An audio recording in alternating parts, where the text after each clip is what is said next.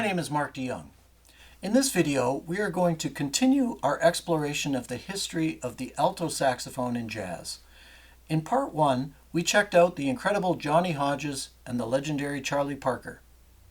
In this video, we will examine two players who had very distinctively different approaches to music, Julian Cannonball Adderley and Paul Desmond. Julian Adderley was born in Tampa, Florida in 1928 into a musical family. His father had a brief career as a professional cornetist, and when Julian expressed interest in music, he gave him the cornet. Soon, Julian switched his affinity to the alto saxophone, passing the cornet along to his younger brother, Nat, who would go on to develop an outstanding career of his own. Adderley attended A&M University, completing a degree in music, but was also working professionally around town, including some early gigs with Ray Charles.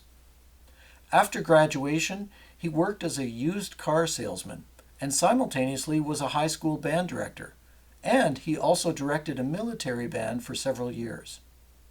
In 1955, at the end of the Dillard High School year, he decided to visit New York City to explore his interest in graduate studies. He ended up sitting in with bassist Oscar Pettiford at the Cafe Bohemia, because that night Pettiford's saxophonist didn't show up, and his playing created such a stir that he was signed to a record deal with Savoy and later Mercury MRC within weeks, and his professional career had begun. While his early recordings had a lackluster commercial and critical success, they nevertheless taught the young Adderley some important lessons in creative control and artistic management, setting the stage for an invitation by trumpet star Miles Davis to join his new group in 1958. Davis had been in attendance at the Bohemia that night 3 years prior, and he had monitored Adderley's progress, waiting for the right moment, and even assisting Adderley by appearing on Adderley's sole Blue Note recording, Something Else. Soon, Adderley was making history with Davis on the landmark Columbia recordings Milestones and Kinda Blue. These albums showcased the modal approach to jazz, which seemed a perfect match for Adderley's bluesy yet lyrical and rhythmically charged solos. Next, Adderley formed his own band along with his brother Nat, and released their first album for Riverside. In 1961, Cannonball and his band featured a young singer named Nancy Wilson, and the collaborative magic produced one of numerous critically acclaimed recordings of the era. The band would go on to enjoy commercial success with hit tunes like This Here and Mercy, Mercy, Mercy. Cannonball was also revered for his ability to connect with audiences by sharing stories, descriptions of tunes, and inviting them to share the experience along with the band. He also recorded with the likes of pianist Bill Evans and members of the Modern Jazz Quartet. Adderley continued to be an important voice in jazz into the 1970s by exploring innovative compositional and improvisational ideas and recording along with electronics. One of the most significant recordings he completed in this period was 1971's Live at the Troubadour, The Black Messiah, which also featured Nat Adderley, Roy McCurdy on drums, George Duke on piano, Walter Booker on bass, Airto Moyera on percussion, and Ernie Watts on the tenor sax. Unfortunately, Adderley suffered from a massive stroke at the age of 46, from which he never recovered. I'm going to perform a tune that Cannonball recorded with his quintet at the Lighthouse. This is a tune composed by Jimmy Heath called Big P.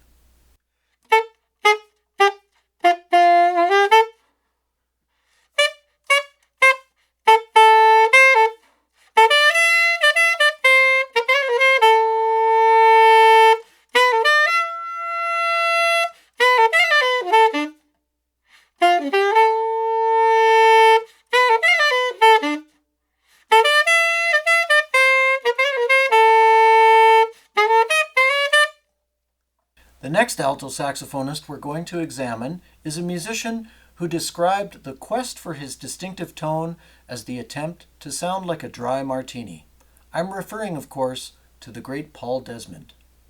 Desmond, whose real name was Paul Breitenfeld, was born in San Francisco, California in 1924. One account of how he changed his last name to Desmond was following inspiration from the Glenn Miller singer Johnny Desmond, and he suggested to a friend that it was a great stage name. The world of musical entertainment was familiar to young Desmond, as his father was a pianist and organist for silent films, as well as a composer and arranger for theatrical productions. Desmond would start music studies at the age of 12 on the clarinet and violin, and was soon playing in the high school orchestra. He also developed skills as a writer, contributing regularly to the school newspaper. He began to play the saxophone while in university, but after only 1 year, he was drafted into the military, where he served for 3 years. It was while in the military that he first met pianist Dave Brubeck, who auditioned for the same band that Desmond was in, but was sent overseas instead. Desmond describes Brubeck as sounding like he was playing in 15 different keys at the same time on an out-of-tune piano. Following his military service, he freelanced around San Francisco and frequented a club called the Bandbox, where he began sitting in regularly with the Dave Brubeck Trio. They recorded together within a project called the Dave Brubeck Octet, led by Brubeck, that explored the combination of European classical music with American jazz. After a brief falling out, the two musicians would again combine forces and form the Dave Brubeck Quartet in 1951. Success followed soon after, and after several recordings, they decided to bring their form of jazz to college campuses, leading to several live recordings including Jazz at Oberlin in 1953. They developed a huge following, with Desmond consistently winning jazz alto saxophone polls.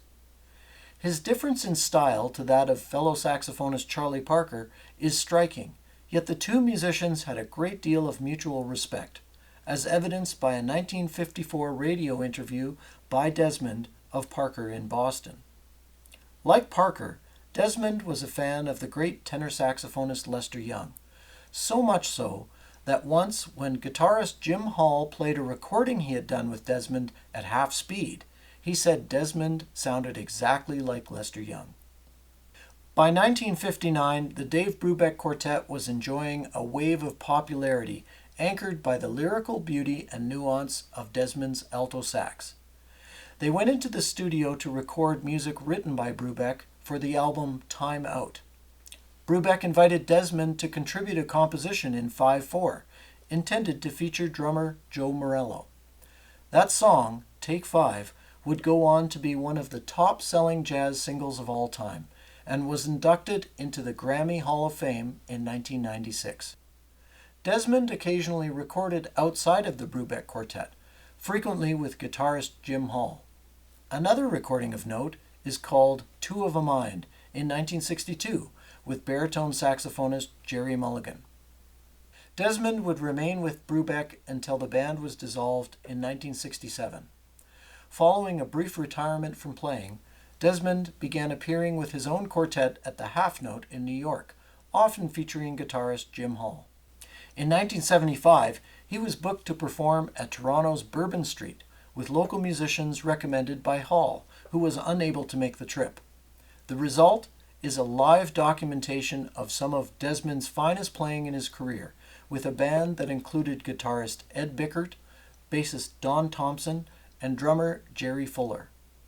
According to Thompson, there were no rehearsals, just several brief discussions about tune selection, cues, and then they started performing. Desmond was diagnosed with lung cancer in 1976, but he completed a final recording with Chet Baker in 1977. He died later that year. I'm going to perform one of the very first transcriptions that I ever learned. Here is the melody to Take 5, as well as Paul Desmond's solo.